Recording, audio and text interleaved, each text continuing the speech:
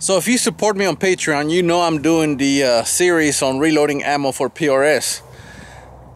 This is the 100. We actually reloaded 100 of these.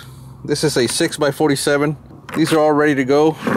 But what do you do with these, right? This is the other thing that I do while I break it in a barrel. Well, I don't technically break in barrels, but what I do is I load up 100 rounds and I go practice. Okay? There is no substitute for practice. It doesn't matter how many books you read. It doesn't matter how many likes you get on Facebook. It doesn't matter how many guys like me you follow. You have to put in the time.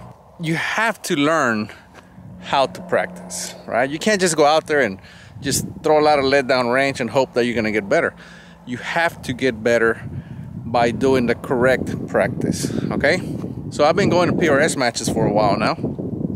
And I can tell you, I'm not very good at PRS. I mean, I do really good at some matches. Which ones? Well, the ones that have a lot of prone stages. If they have a lot of prone stages, I do pretty good. Why? Because I'm an F-class shooter, right? Prone, I can do pretty good at. But anytime we have to do positional, that's where I lose a lot of ground, and I know that. Now, what to do? Well, I can practice. Now that I've been to a few matches, I know how to practice. What do I mean by that? Well, I've seen the good guys shoot.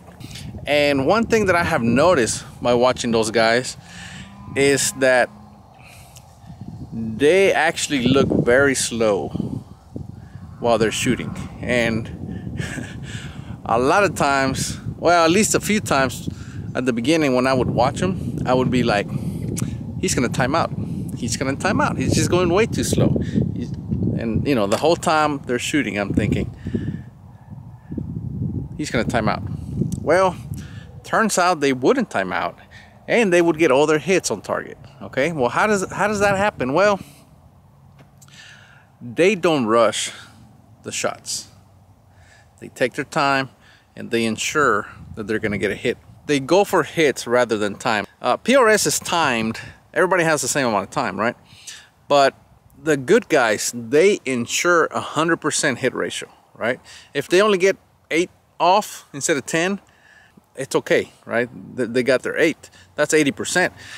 However, me, when I started, I would go out there and I just, the whole time I'm thinking, I'm gonna run out of time, I'm gonna run out of time, I'm gonna run out of time. And I'd go and I'd just shoot as fast as I could.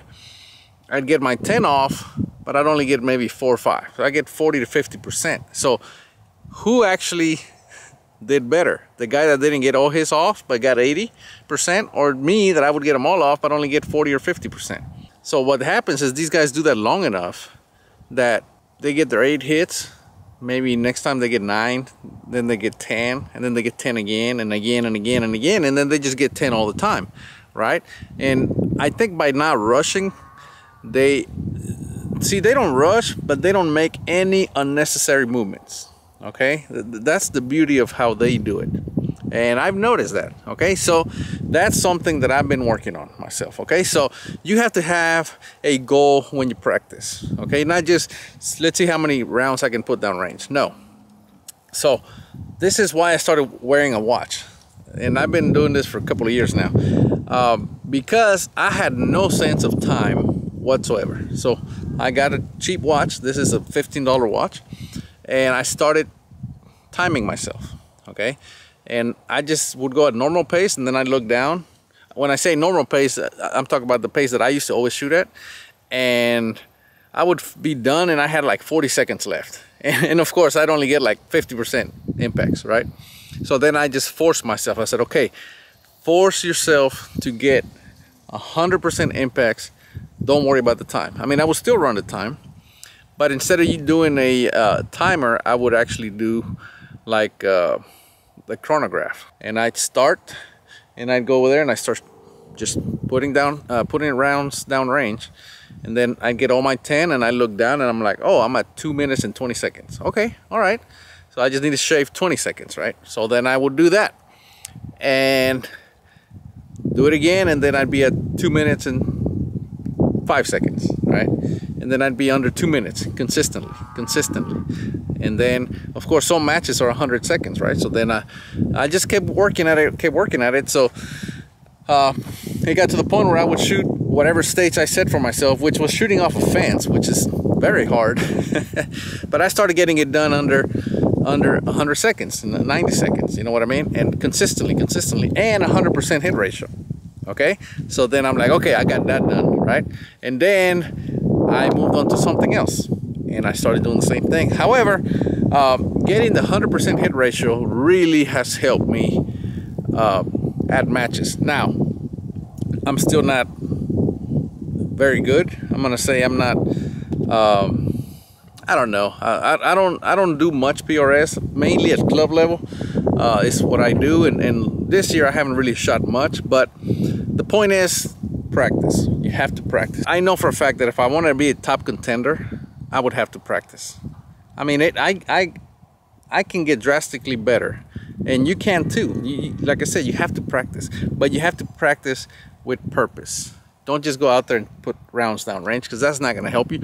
A lot of times it actually develops bad habits, so you have to be extremely careful with that.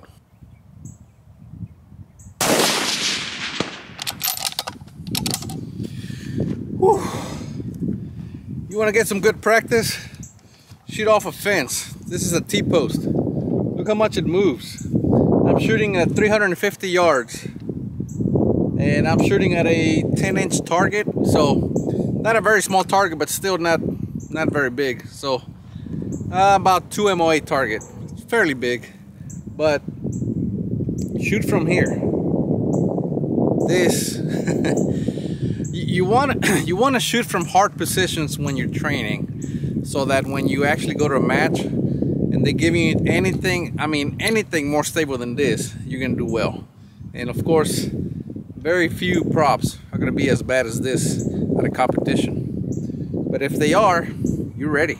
One thing that I also had to work on is, after I send one down range, keep my head glued to the rifle. Now, that's something that I actually learned in F class, so when I transitioned to PRS, I still maintain that good habit. But there's a lot of shooters that the minute they let one go, they pick up their head.